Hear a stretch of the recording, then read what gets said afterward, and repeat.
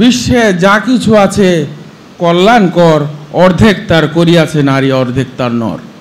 দয়াল আম্মাজানের মতো দয়া মায়া মমতার মানুষ পৃথিবীতে বিরল। দয়াল বাবাজান কিন্তু মুরিদ নয়, মুরাদ।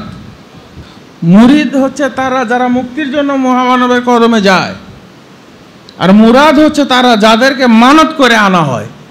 সম্মানিত আশিকে রাসূল মুক্তিকামী ভাই ও বোনেরা, আজ হযরত দয়াল মা রাহমাতুল্লাহি আলাইহার শুভ জন্মবার্ষিকী উপলক্ষে আশিকে রাসূলদের প্রাণকেন্দ্র কেন্দ্রীয় দরবার শরীফ বাবে মদিনা দেওয়ানবাগ শরীফ অনুষ্ঠিত হচ্ছে আশিকে রাসূল সাল্লাল্লাহু আলাইহি ওয়াসাল্লাম সম্মেলন।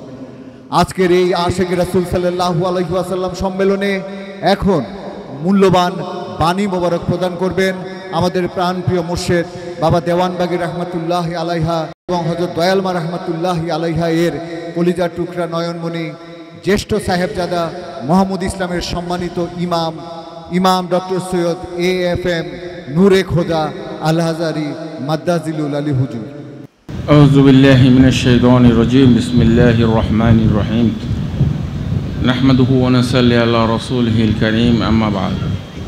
সর্বপ্রথম আমার মহান মুর্শিদ, যুগশ্রেষ্ঠ মহামানব, সুফি সম্রাট হযরত শাহ দেওয়ানবাগী মাদ্দাজিলুল আলী হুজুর কেবলাজান ও কুতুবুল আক্তাব দুররে মাকনুন খাতুনে জান্নাত দয়াল দরদি পীর আম্মাজানের পরশময় কদম মোবারকে শত কোটি সালাম ও কদমবুসি জানিয়ে আমার আলোচনা শুরু করছি। উপস্থিত বাবে মদিনা দেওয়ানবাগ শরীফে আগত সকল আশিকে রাসূল ভাই ও বোনেরা, আপনারা আমার সালাম গ্রহণ করুন। আসসালামু আলাইকুম ওয়া রাহমাতুল্লাহি ওয়া বারাকাতুহু।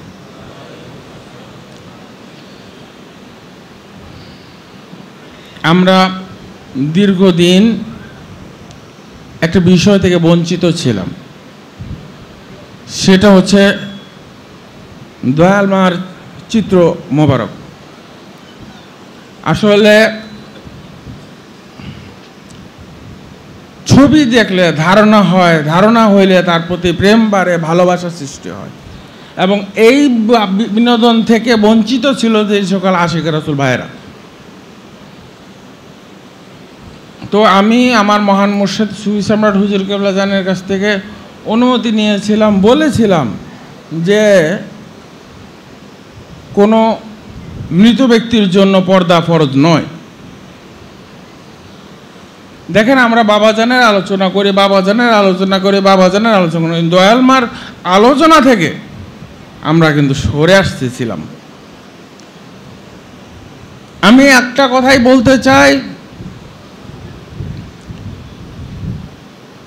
বিশ্বে যা কিছু আছে কল্যাণকর, অর্ধেক তার করিয়াছে নারী, অর্ধেক তার নর। আমার মহান মুর্শিদ সুফি সম্রাট হুজুর কেবলাজান চন্দ্রপাড়া দরবার শরীফে যাওয়ার আগে থেকে তিনি কুতুবুল আক্তাব। বুঝাইতে পারছি? বিয়ের আগে থেকেই।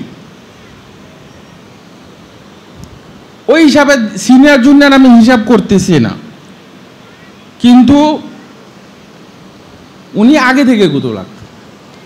আমার চন্দ্রপুরী হুজুর কেবলাজানের এক মুরিদের সাথে একজন আবদালের একটা ঘটনা ঘটেছিল, আপনারা জানেন অনেকেই, আবার অনেকে জানেন না। তখন সুফি সম্রাট হুজুর কেবলাজান সুফি সম্রাট হন নাই, তিনি কুতুবুল আক্তাবের সাথে যোগাযোগ করছেন এবং আবদালের স্ট্যান্ড রিলিজ চাইছেন। তখন তিনি বললেন যে এই আবদাল অনেক কষ্ট করে, সারা জীবন কষ্ট করে আবদাল হয়েছে, আপনি তাকে মাফ করে দেন, তার অবস্থান আমার ডান পায়ের নিচে। তখন বাবাজান একটু বেশি আবেগ আপ্লুত হয়ে বললেন যে না, আমি তার স্ট্যান্ড রিলিজ চাই। তো দেখলেন যে তারপরে তখন তো দয়াল আম্মাজানেরই দেখলেন, তো দয়াল আম্মাজানের দেখলেন, তারপরে দয়াল আম্মাজান স্ট্যান্ড রিলিজ করে দিলেন। দেখলেন ওই আবদাল কাঁদতেছে। তখন চন্দ্রপুরী হুজুর সাহেব বলেন আপনার সাথে কি কোনো আবদালের কোনো ঝামেলা হয়েছে কিনা? দেখেন ওলি আল্লাহগান কানেক্টেড, একে অপরের সাথে কানেক্টেড।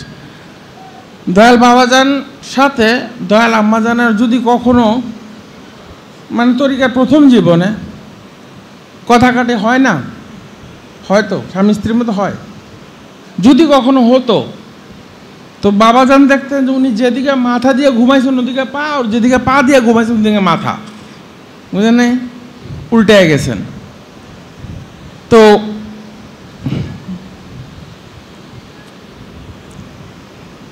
তিনি পরপর কয়েকবার হওয়ার পর এই ঘটনা ইচ্ছা করে একদিন করলেন যে আসলে কি এরকম হয় কি না। তো দেখলেন এরকমই হয়। তখন চন্দ্রপুরী হুজুরকে জানাইলেন। তো তখন চন্দ্রপুরী হুজুর ঝগড়া করেন কেন, ঝগড়া করলে তো এরকম হইতেই পারে। দেখেন তাইলে মানে বুঝেন আমার দয়াল আম্মাজান কত উচ্চ র্যাঙ্কের ওলি আল্লাহ ছিলেন। পরে সুফি সম্রাট হুজুর কেবলা জানকে যখন চন্দ্রপুরী হুজুর দায়িত্ব দিয়ে গেলেন, উনি কিন্তু আবার একজন মুরিদ যেভাবে মুর্শেদকে মানে সেভাবে আমার মহান মুর্শেদকে মানছেন। উনি যে একটা এত উচ্চ র্যাঙ্কের কেউ ছিলেন ওটা আর তিনি মনে করতেন না। আশিক রাসূল, আমি আমার শ্রদ্ধা দাদিজানকেও দেখছি বাবাজানের কদমুসি করতে। আশিক রাসূল ভাই, দাদিজান দেখা গেছে যে আমরা যখন কদমুসি করি নিয়ে আস্তে করে লুকায় চুরে কদমুসি করতে যেতেন, বাবাজান থামাইতেন। আপনি তো আমার মা, আপনি কি করেন? কই আমি আমার বাবারে কদমুসি করবো না, এই আর কি। তো আশিক রাসূল ভাইরা, ওলি আল্লাহগণ তারা হিংসা মুক্ত হইতে পারছেন দেখে ওলি আল্লাহ। তারা যদি হিংসার মধ্যে থাকতেন তারা ওলি আল্লাহ হইতে পারতেন না, ঠিক না? যেভাবে আমার মহান মুর্শিদ সুফি সম্রাট হুজুর কেবলা যান চন্দ্রপুর নয়ন খাঁ সাহেব দয়ালমার চাচা হয়, তো উনি স্বপ্নের একটা ভবিষ্যৎবাণী করছিলেন অন্য জেলার কোনো যুবকের সাথে তোমার বিয়ে হবে, চন্দ্রপাড়ার কেউ না। এবং সে চাকরি ছেড়ে আসার পর তার 1 বছর পরে চন্দ্রপুরী হুজুরের ওফাত হবে। তো এই বিষয়টাতে দয়াল আম্মাজান খুব একটা খুশি ছিলেন না। কোথাকার কোন যুবক আসবে তার সাথে আমার বিয়ে হবে, সে তারা চিনি না জানি না, আবার চাকরি ছেড়ে আসবে, আসার পরে দরবার চন্দ্রপুরী হুজুরের ওফাত হবে, এই জিনিসগুলোতে উনি খুব একটা খুশি ছিলেন না।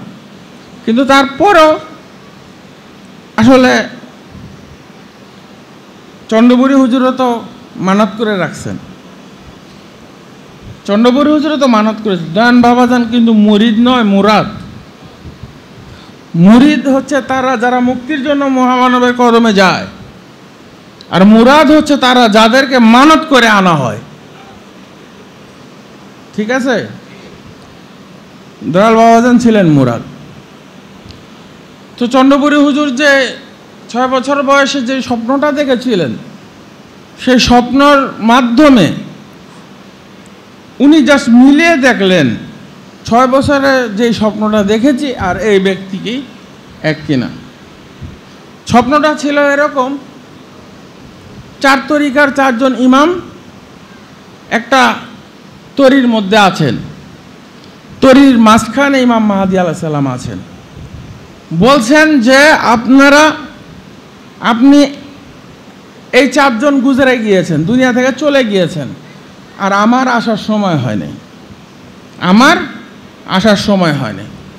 তো আমি আসা পর্যন্ত আপনি কি এই তরিটা বেয়ে নিয়ে যাবেন?